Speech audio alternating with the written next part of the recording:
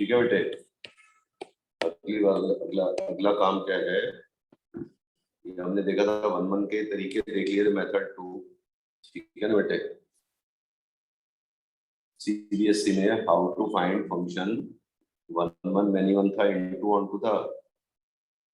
How to find 1-1 many 1 into onto 1-1 many 1, how to find function into onto, ठीक है बेटे।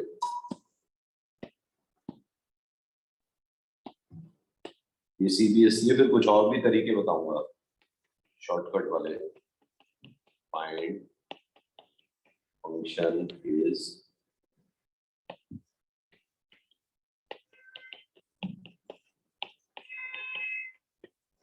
On to, ठीक है बेटे। तो सीबीएसई वाले में क्या है, मेथड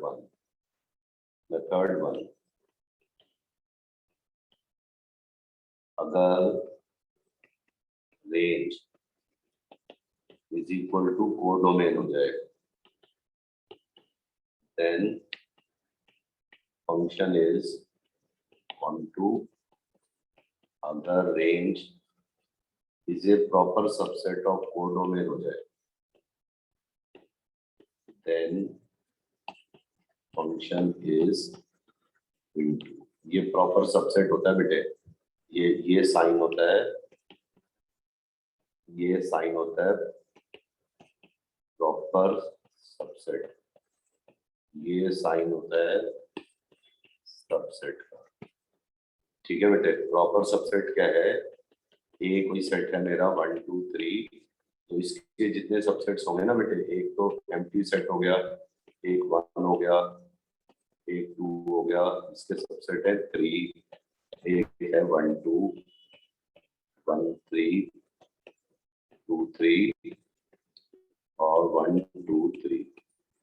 तो जितने भी इसके सबसेट्स है ना बेटे, 3 एलिमेंट्स है ना, ए में 3 एलिमेंट्स है, टोटल नंबर ऑफ सबसेट्स कितने होते हैं 2 की पावर 3 8, 1 2 3 4 5 6 7 8। तो इस वाला छोड़ के ना बाकी सारे के सारे प्रॉपर सबसेट्स हैं। कई जगह इसको भी डिलीट कर देते हैं, अलग अलग बुक्स में अलग अलग दे रखा है बेटे। तो कई जगह तो इसको छोड़ के बाकी सारे के सारे सबसेट्स प्रॉपर सबसेट्स होते हैं, कई जगह एम्प्टी सेट भी दे देते हैं। तो मतलब ए, ये प्रॉपर सबसेट कब होगा, A is a proper subset of B if all elements of A are in B, but there is at least one element in B which is not there in B। मतलब ये वाले देखोगे ना, ये वाला मेरा ये सेट है मेरा, ए है 1 2 3, देखो इसमें इसके सारे के सारे एलिमेंट तो इसमें होने चाहिए, लेकिन कम से कम इसमें एक एक्स्ट्रा होना चाहिए। ये सारे के सारे इसके प्रॉपर सबसेट्स हैं, इसको छोड़ दें बेटे। तो ए जो है, ए को हम ए का सबसेट ऐसे लिख सकते हैं, A is a proper subset of A, ये गलत हो जाएगा, ये चीज सही है बेटे। तो अगर रेंज इसका प्रॉपर सबसेट है, ये प्रॉपर सबसेट है बेटे, प्रॉपर का मतलब ऐसे, ठीक है कि नहीं, ये प्रॉपर सबसेट का मतलब इस तरीके से ऐसे प्रॉपर सबसेट कि इसके रेंज के सारे एलिमेंट कोडोमेन में हो, लेकिन कोडोमेन थोड़ी सी इससे बड़ी होनी चाहिए। अगर range is equal to codomain होगी, रेंज क्या आती है, इधर से आती है, ठीक है कि नहीं। अगर यहाँ पे मेरी ये डोमेन है, ये मेरी कोडोमेन है, तो अगर यहाँ से जो आंसर आ रहे हैं ना वो रेंज है, ठीक है बेटे। अगर आप देखना शुरू करोगे ना यहाँ पे, अगर मैं सारा का सारा इसको भरी दूं, यहाँ पे कोई एलिमेंट छोड़ू ही ना जिसकी प्री इमेज ना हो, ठीक है कि नहीं, रेंज जो है कोडोमेन के बराबर हो जाए। कुछ छूट तो नहीं गई बेटे, यहाँ पे भी मान लो, ठीक है कि नहीं, कुछ भी नहीं छूटी यहाँ पे। हमने इसको मैं पूरा ही भर देता हूँ, ठीक है ना। तो यहाँ पे मैं इसको सेट को जगह ऐसे बना देता हूँ, ये मेरा ए है, ये मेरा बी है, और यहाँ से ये सारा का सारा चल रहा है, कोई छूट ही नहीं रहा बेटे। यहाँ पे रेंज जो है कोडोमेन के बराबर है, मतलब हर एक एलिमेंट की प्री इमेज है, तो ये ऑन टू है। अगर रेंज कोडोमेन से छोटी होगी, रेंज मेरी ये रेंज आ रही है, ठीक है ना बेटे, मैंने सारा का सारा कर दिया। रेंज जो है कोडोमेन का पार्ट है, कुछ कुछ यहाँ पे एलिमेंट छूट गए ये वाले, यहाँ पे रेंज जो है छोटी है कोडोमेन से, तो ये इनटू बन जाएगा। अगर रेंज कोडोमेन में कोई ऐसे एलिमेंट है जो रेंज में नहीं है, range is a proper subset of codomain, तो इनटू होगा, रेंज कोडोमेन के बराबर हो गए तो ऑन टू। ये तो एक मेथड है बेटे, मेथड 1, ठीक है ना। मेथड 2 में क्या करेंगे, मेथड 2 में क्या करेंगे, मेथड 2 में क्या करेंगे, हमें फंक्शन दे रखा है एफ ऑफ एक्स गिवन है, वाई को एक्स में लिख के एक्स को इन टर्म्स ऑफ वाई लिख देंगे। वाई को एक्स में लिखा हुआ है, घुमा के क्रॉस मल्टीप्लाई वगैरह करके एक्स को वाई में लिख देंगे। अगर if there exist a value of y in codomain which makes x undefined,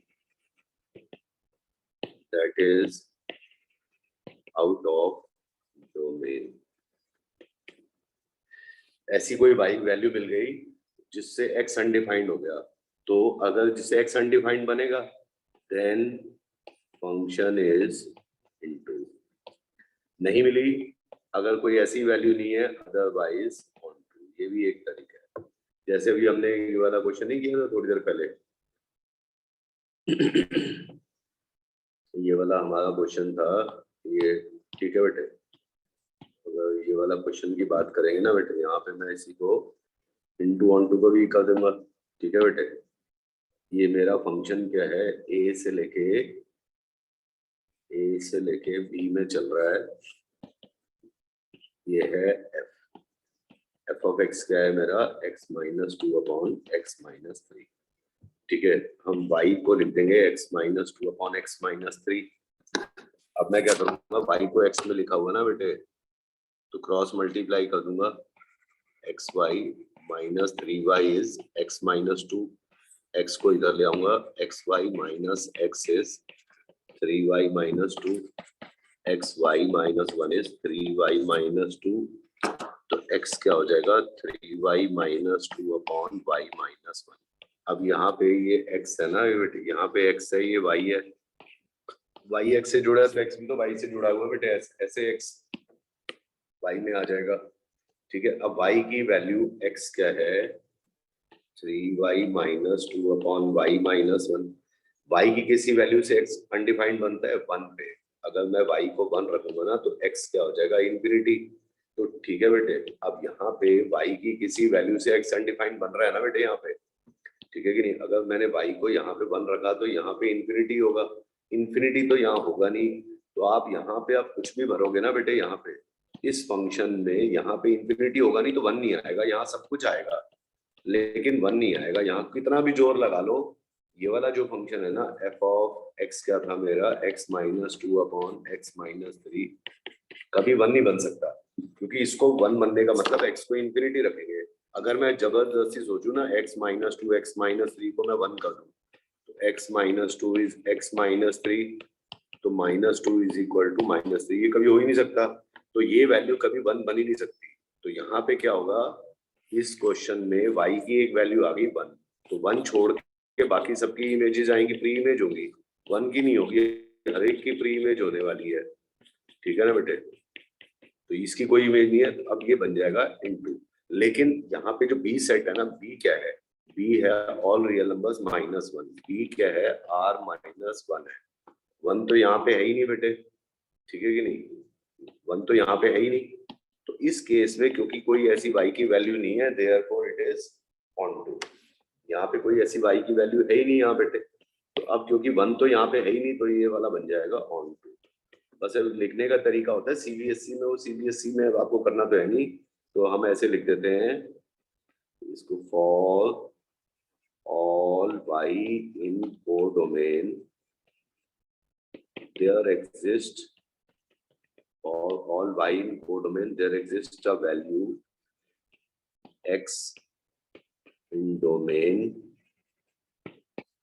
such that x there exists a value x की क्या वैल्यू है यहाँ पे there exists x क्या है ये 3y minus 2 3y minus 2 upon y minus 1 in domain such that function की value 3y minus 2 upon y minus 1 ये क्या बन जाएगा बेटे ठीक है कि नहीं तो f of x क्या था मेरा x minus 2 upon x minus 3 तो f of this क्या हो जाएगा this value minus 2 this value minus 3 अब ये तो आता ही है ना बेटे आपको इसको f of 10 पे 10 डल जाएगा x की जगह 100 में f of 100 में क्या होगा x की जगह 100 minus 2 100 minus 3 1000 में क्या हो जाएगा 1000 minus 2 1000 minus 3 f of इसमें क्या हो जाएगा इसमें -2 इस -3 तो f of this is this -2 3y अब यार ये इतना डिटेल में नहीं हो सकता ना वो तो उस वाली क्लास में हो सकता है जहाँ पे एक्चुअल पढ़ाई होती है यहाँ तो बस आप ये इसको आप लिख लो बस ये अपने स्कूल वाले सर से समझ लेना जो आपको पढ़ा रहे हैं कोचिंग में ना इसका क्या मतलब है मैं आपको मतलब समझा देता हूँ डिवाइडेड अब ये तो फिर वो वही क्लास पढ़ाई की क्लास हो जाएगी बेटे तो फिर तो लंबा ही काम हो जाएगा ये y -1 हो जाएगा 3y minus 2 minus 2y plus 2 3y minus 2 minus 3y plus 3 यहाँ पे 2 से 2 कैंसिल हो जाएगा यहाँ से 3y से 3y minus 2y is y minus 2 plus 3 is equal to y मतलब ये कहना चाह रहा है हर एक y के लिए यहाँ पे एक value 3y minus 2 upon y minus 1 है जिसमें फंक्शन लगाएंगे यहाँ पे y आ जाएगा हर एक y के लिए जो आप बोलना y क्या चाहिए आप मन में सोचो मान लो मुझे y चाहिए 5 मुझे मान लो इधर 5 चाहिए ये 5 के लिए तो मुझे यहाँ पे क्या रखना पड़ेगा हर एक y के लिए क्या था 3y minus 2 y minus 5 के लिए 3 into 5 minus 2 5 minus 1 तो 13/4 हो जाएगा तो फंक्शन की यहाँ पे एक नंबर हो जाएगा 13/4 जिसमें फंक्शन लगाऊंगा ना f of x क्या था x minus 2 x minus 3 13/4 क्या होगा 13/4 minus 2 13/4 minus 3 13 minus 8 13 minus 12 4 से 4 5/1 is equal to 5 वापस आ जाएगा जो आपका मन करे जो मन करे वो रख लेना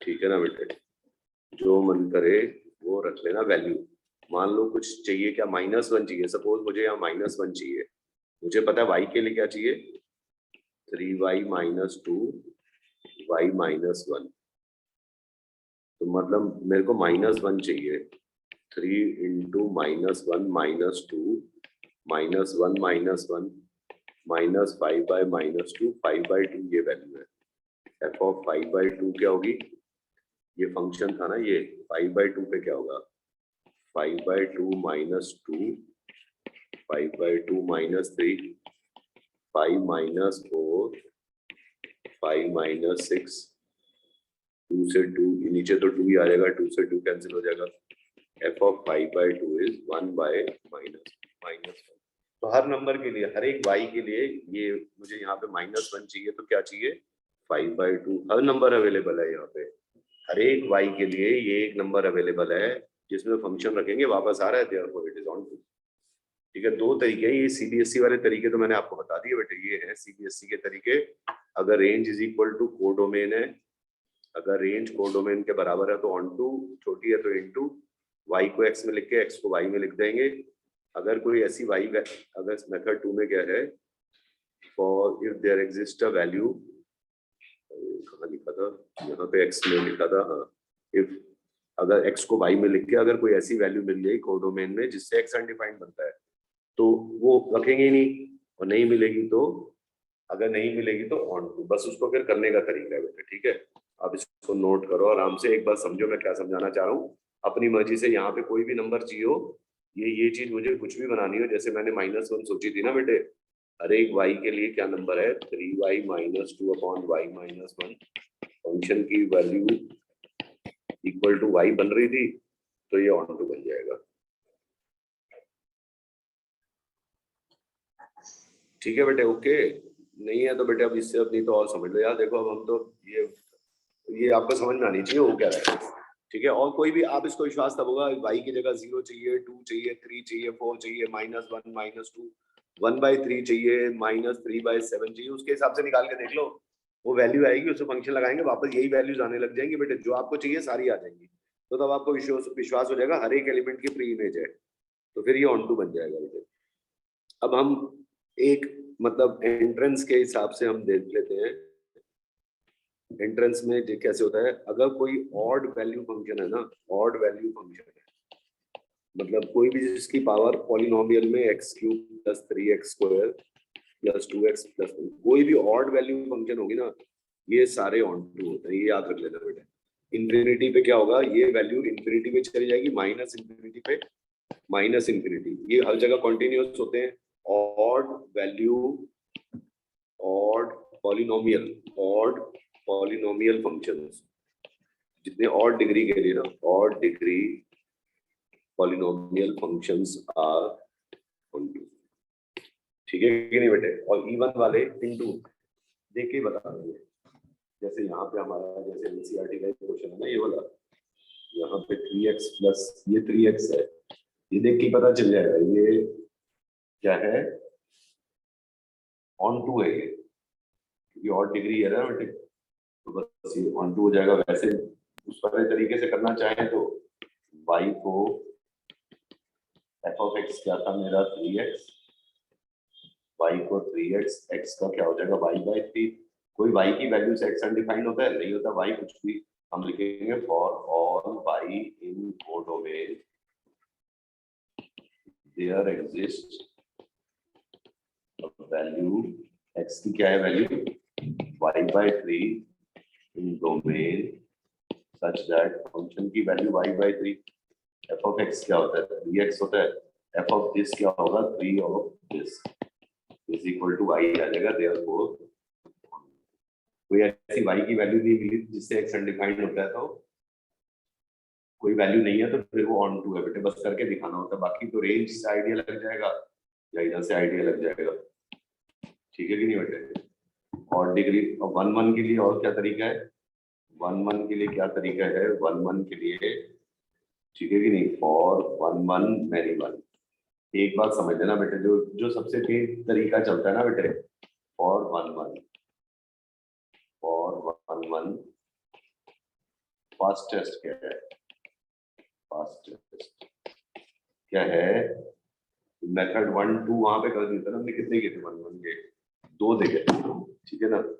तीसरा मेथड क्या है, if any line, if any line parallel to x-axis cuts the graph of function at more than one point, at more than one point function is minimum। ये याद रख लेना, कोई भी लाइन एक्स एक्सिस सबसे fast है तो यही तरीका है, फंक्शन होता है मिनिमम। अगर एक if it cuts at only one point, ये 1 1 होता है। जैसे f(x) इज इक्वल टू मेरा x² है, x² तो ये पैराबोला है ना बेटे, ऐसे ये तो हमें पता ही है, रियल नंबर से रियल नंबर, ये रियल नंबर से रियल नंबर, 1 और -1 का स्क्वायर क्या होता है, -1 और 1 का स्क्वायर 1, -2 और 2 का 4 होता है।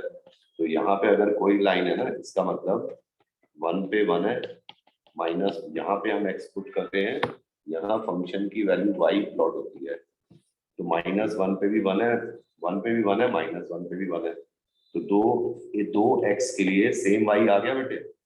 ठीक है, यहाँ पे अगर इसको करेंगे -2 पे भी 4 है और 2 पे भी 4 है, तो -2 और 2 पे फंक्शन की वैल्यू 4 आ गई तो मिनिमम हो जाएगा। जैसे f ऑफ x मेरा sin x है, sin x है, sin 0 पे 0 होता है, ऐसे पाई पे 0, 2 पाई पे 0, n पाई पे sin थीटा 0 होता है, माइनस पाई पे 0, -2 पाई पे 0। कोई भी लाइन एक्स एक्सिस के पैरेलल अब आप देखोगे ना, पाई बाय 6 पे भी 1/2 है और पाई बाय 6 पे भी 1/2 है, ठीक है कि नहीं। यहाँ पे आप देख रहे हो, यहाँ पे भी और यहाँ पे भी कोई भी लाइन एक्स एक्सिस के पैरेलल दो जगह कट कर रही है तो ये मैक्सिमम फंक्शन है बेटे। sin 30 डिग्री भी पाई बाय 6 पे भी 1/2 है और 5 पाई बाय 6 पे भी 1/2 है, ठीक है कि नहीं। अब जैसे f ऑफ x, ये f ऑफ x हमने वो देखा था ना, 3x + 4 हमने देखा था, तो ये y = 3x + 4 लाइन होगी। ये अभी हम पहले एग्जांपल देखे हैं ना बेटे, x को 0 पुट करूंगा तो y हो जाएगा 4, x को 1 पुट करूंगा तो y हो जाएगा 7। ये ऐसे लाइन है, कोई भी लाइन x एक्सिस के पैरेलल एक ही जगह कट करेगी, ये 1 1 है। किसी दो x से सेम y आ ही नहीं रहा बेटे, तो सबसे फास्टेस्ट तो ये तरीका है, अगर आपको ग्राफ वगैरह आते हैं ना बेटे, तो ग्राफ फंक्शंस के अगर आपको ग्राफ बनाने आते हैं, ज्योमेट्रिकल ट्रांसफॉर्मेशंस आती हैं, तो उससे एक झटके में आप ग्राफ बना सकते हो बेटे। तो ग्राफ बना लोगे, जैसे f ऑफ x मेरा mod x है, ये तो mod x का ग्राफ इस तरीके से बनता है, ठीक है कि नहीं। कोई भी लाइन x एक्सिस के पैरेलल दो जगह कट कर रही है तो ये हो गया बेटे, मैनिमम हो गया, ठीक है कि नहीं। तो एक तो ये मेथड हो गया जो फास्टेस्ट है, ग्राफ बना के 1 मिनट में देख लो बेटे। हम ग्राफ प्रूफ आते नहीं आते तो बेटे फिर ग्राफ सीखने पड़ेंगे। फोर्थ क्या है, अगर if any function is always, अगर ये हमने प्रूव कर दिया ये इंक्रीजिंग है और ऑलवेज डिक्रीजिंग है, then f of x is 1 1। Increasing function के लिए क्या होता है, f dash of x greater than 0 होता है। डिक्रीजिंग फंक्शन के लिए क्या होता है, उसका dy by dx नेगेटिव होता है। इंक्रीजिंग फंक्शन ऐसे होते हैं बेटे, ये हमेशा इंक्रीजिंग है, ये इंक्रीजिंग है, ये हमेशा ही डिक्रीजिंग है, ये फंक्शन हमेशा डिक्रीजिंग है अपने डोमेन में, ये ऐसे डिक्रीज ही होता जा रहा है, यहाँ पे ये हमेशा डिक्रीजिंग है। तो कोई भी लाइन एक ही जगह कट करेगी बट घूमेगा ही नहीं, तो ये 1 1 फंक्शन होते हैं। ये भी एक तरीका है, आप उसका f dash of x निकाल लो। अगर ये हमेशा पॉजिटिव या हमेशा नेगेटिव हो गया, ऑलवेज हमेशा, अगर इसका ये बहुत तेज काम करता है, हमेशा पॉजिटिव या नेगेटिव, तो ये 1 1 होगा।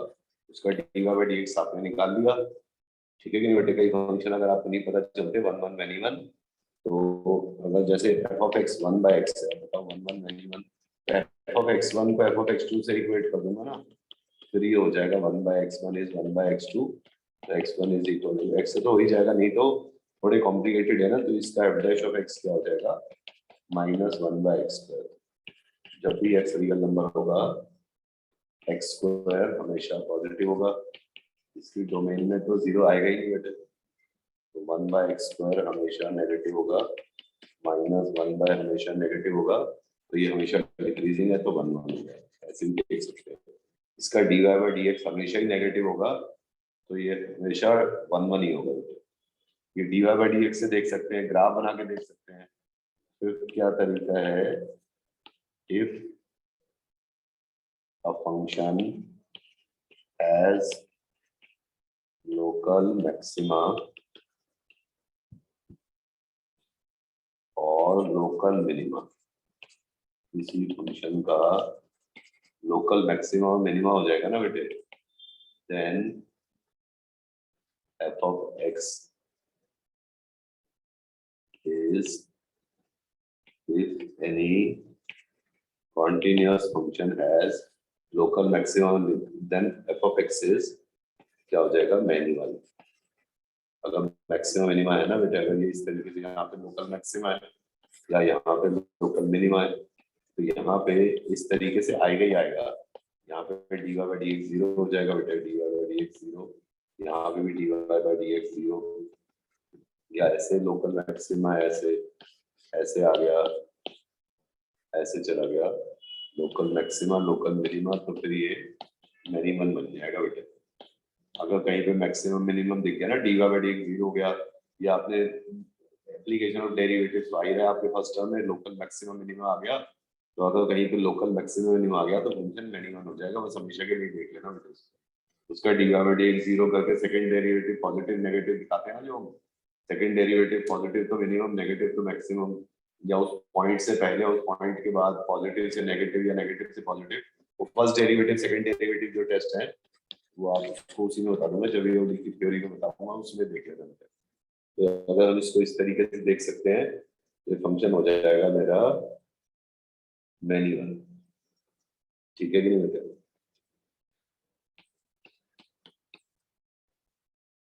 इवन जो फंक्शंस होते हैं ना, even functions are always minimum.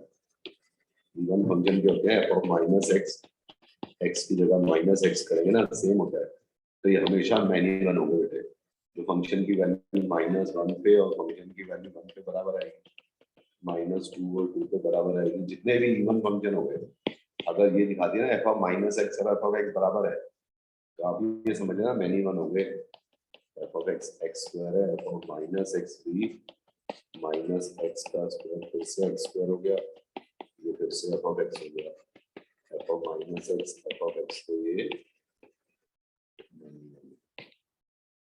ठीक है। मतलब हर जो फंक्शन है, सारे इवन फंक्शन मिनिमम होते हैं, लेकिन हर मिनिमम फंक्शन इवन नहीं होगा। उल्टा नहीं है कि जितने भी मिनिमम फंक्शन है सारे इवन होंगे, ऐसे कुछ नहीं है। जितने भी इवन फंक्शन होते हैं सारे के सारे मिनिमम होते हैं, ध्यान रख लेना बेटे। ऐसे भी आप देख सकते हो, ये भी एक तरीका है। कहीं ना कहीं क्वेश्चन आएगा, मैं उसको इस तरीके से भी कर दूंगा, या डेरिवेटिव से कर दूंगा, ग्राफ से कर दूंगा, local maximum F of x1 F of x2 से कर दो, और x1 जितने इतने इतने तरीके यहाँ से कहीं से भी कर दो बेटे, ये होके ही छूटेगा, नहीं होने का कोई सवाल नहीं उठता है, ठीक है कि नहीं। 7 क्या है, जैसे देख लो कि constant function are always minimum. Constant function क्या है, मान लो 10 है, ग्राफ ही इस तरीके से बनेगा बेटे, उसमें कुछ भी रख लो उसमें 10 ही रहना है, यहाँ कुछ भी रखेंगे उसमें 10 आना है, हर एक कुछ भी वैल्यू रखोगे उसमें 10 ही आएगा, तो ये मिनिमम है। बस यही तरीके हैं बेटे, इसको देख लो। इनटू ऑनटू के लिए तो रेंज निकालना सीख लो, रेंज का आइडिया लग जाए, रेंज और कोडोमेन से वैसे ही आइडिया लग जाता है, देख के ही पता चल जाते हैं। अब वो तो थ्योरी बेटे, अब जहाँ से पढ़ते हो वहीं से पढ़ के देख लो। अब इसमें इतने में आपका ये जितनी थ्योरी बता दी इसमें आपका तो काम हो ही जाएगा। कोई फिर भी डाउट रह जाए तो ठीक है ना बेटे, मैसेज डाल देना, कॉल कर लूंगा, बात कर लेना बेटे, ऐसा कुछ नहीं है, जो आपको सही लगे। भैया हम तो पढ़ाने ही बैठे हैं, पढ़ोगे तो आपका फायदा है, ठीक है ना। और वीडियो डालता हूँ बेटे, देखता हूँ, फिर वो इनवर्स, इसके बाद इनवर्स की बनाता हूँ, शॉर्टकट में थ्योरी समझा देता हूँ, 8 फॉर्मूले हैं, बस उसी में सारी कहानी घूम जाएगी, ठीक है ना। वो भी कुछ काट दिए हैं लेकिन फिर भी हम करा देंगे बेटे उसको ना, हम अपनी तरफ से करा ही देंगे।